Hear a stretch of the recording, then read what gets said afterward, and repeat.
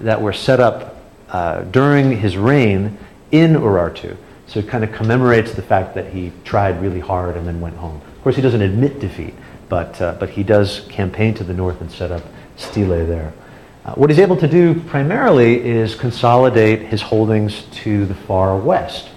He is able to coalesce these Neo-Hittite sites, the Aramaean sites, Israel, Judah, even Gaza, right on the Egyptian border, into just a massive empire, the likes of which, again, Assyria hadn't seen since. And actually, that would continue during the reign of the next king, Sargon II, who we'll get to shortly. So we talked about to the west, right? Also to the south, like Shalmaneser III, Tiglath-Pileser III has ties and connections to Babylonia. And Babylonia, of course, is the sort of spiritual capital of the Assyrian Empire, right? At Ashur, right? That's where the sort of religious heart of the empire is. But there's a tremendous amount of respect for Babylon because of its antiquity and because the Assyrians see themselves as coming from Babylon. So we saw how Shalmaneser III came to the rescue of the Babylonian king and actually took part in some of the festivities there.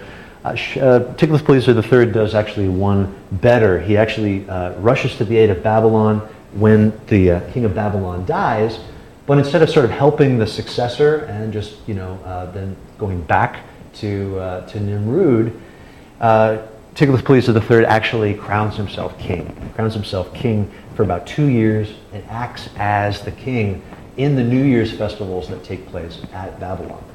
And we'll actually come back to Babylon later in the week and see kind of what's taking place down there. So again, this important relationship between Assyria and Babylonia continues with these Assyrian kings either imposing themselves directly or being a little bit more friendly with Babylon and giving it some more autonomy.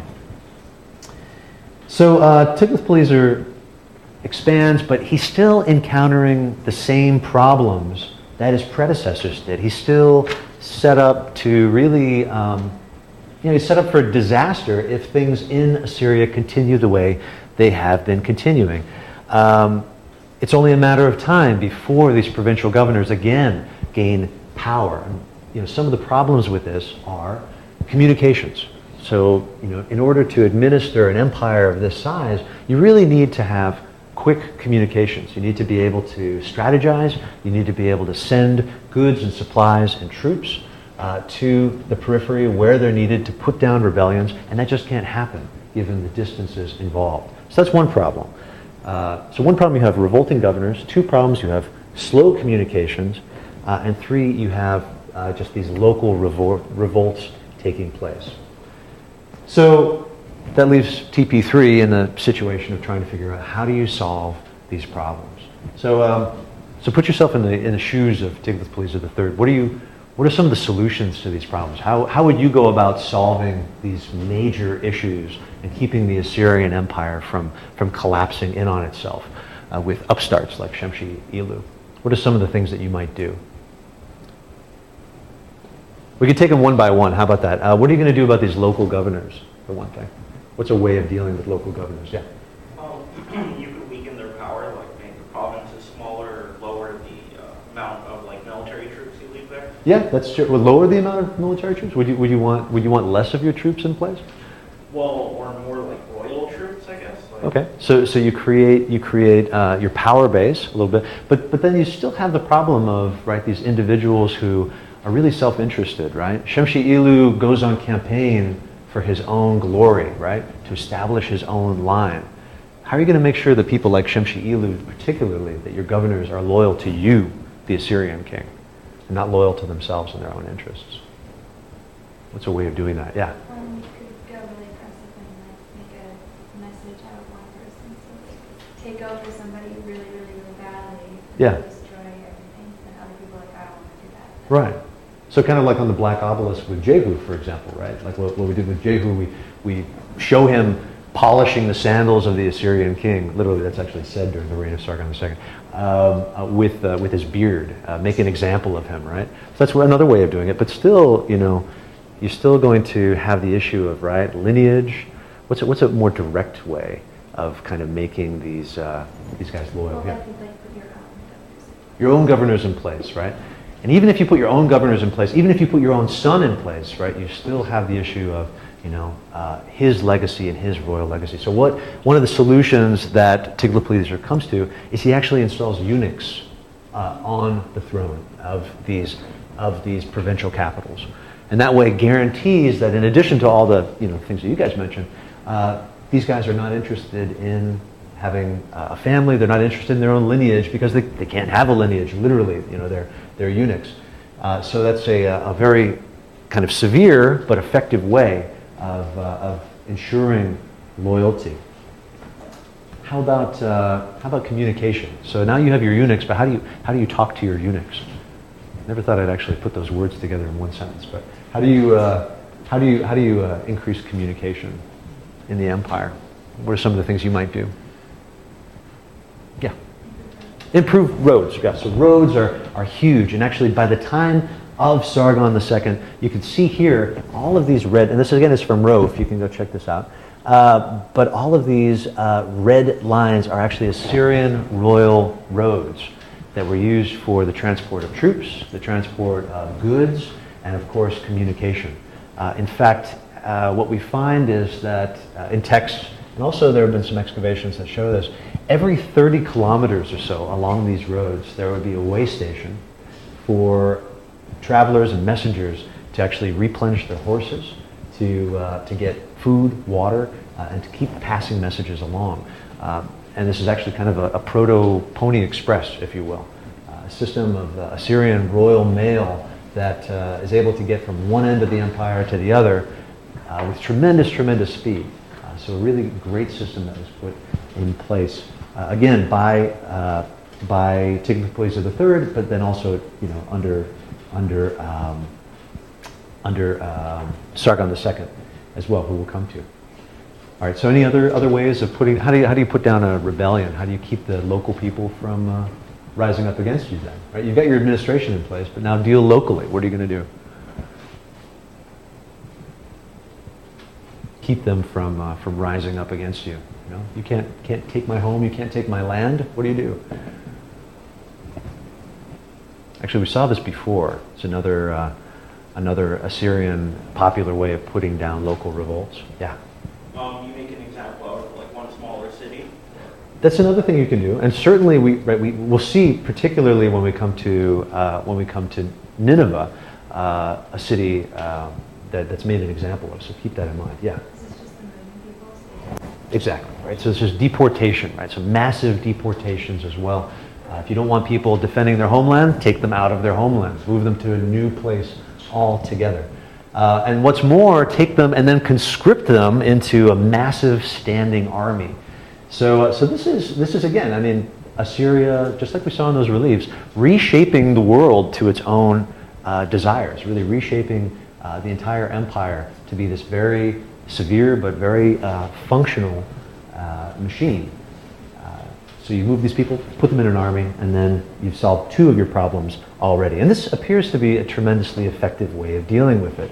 And by the time of Sargon II, we do have this well-oiled Assyrian machine, and it seems to be doing well. However, that doesn't solve one other key problem, and that key problem lies at the very heart of the system.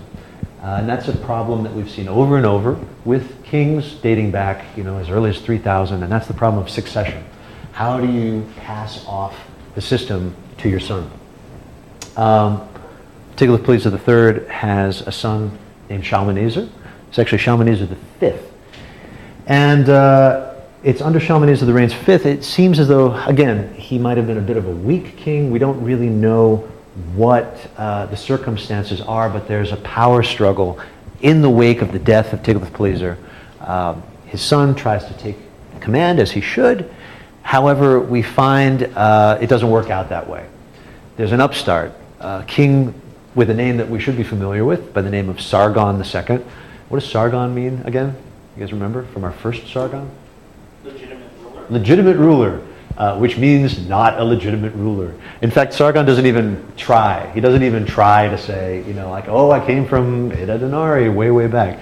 He actually just talks about, the king who came before us, the prince who came before me, and takes control and sort of legitimizes this usurpation almost in the form of a popular revolt. He kind of talks about the people of Ashur and how they didn't want to pay taxes and how he sided with them and overthrew the king and established himself again as a legitimate king. All right, so you guys have this down. So what's the first thing you're going to do, right? You can play this out almost, right? Like an equation. Now we have an usurper who, right, is not going to go to Nimrud. He's not going to walk into the Northwest Palace and sit on the throne there and think that everything's going to go well for him. What is he going to do? Make a new capital city. We actually see this new capital city at the site of Khorsabad. It's called Dur Sharukin, or the stronghold of Sargon. And the reasons for establishing this new capital, of course, are clear. So he can have a power base that he can control and start fresh and anew. This site actually was occupied before. There were several temples there, but again, a small site, similar to the founding of Nimrud, one that is then glorified and turned into the capital. But Khorsabad, I don't know, maybe Sargon wasn't thinking through things clearly. It's a very strange site to put a capital on. It, for example, is not bordered by a river, and its resources are pretty poor. That said, Sargon himself talks about wanting to create a capital on a site that hadn't been touched. And Sargon's choice of names, of course, right, is actually directly, tied to, Sargon of Akkad. He actually saw himself as a second Sargon of Akkad and went as far as to, sort of portray himself in that way. And we'll see examples of that in a moment. But for example, right, Sargon I founded the city of Washukani, right, when he inaugurated the Akkadian Empire. So this establishment of a capital at Dur Sharukin at Khorsabad is right along the same lines as that. So in 707 BC, Sargon goes ahead and he actually establishes this capital. Here's a plan of the city of Khorsabad. We have evidence from some texts, indications that Sargon was able to build this massive, massive city, which is about 7 kilometers in circumference. It's got 7 gates and 157 towers defending it. These massive walls, about 12 feet high, and about 25 meters thick. So really, really strong defensive structure with a palace, and an Ekal Marashti, this display palace to the south. So modeled again on what we saw at the site of Nimrud, but this time, being built in just one fell swoop. Sargon is able to draw on the resources of the empire and create this massive, massive construction. Within about 10 years, this is built on a site, again, that was just sparsely inhabited before it. It seems as though Sargon was actually able to relieve debts of debtors and get them to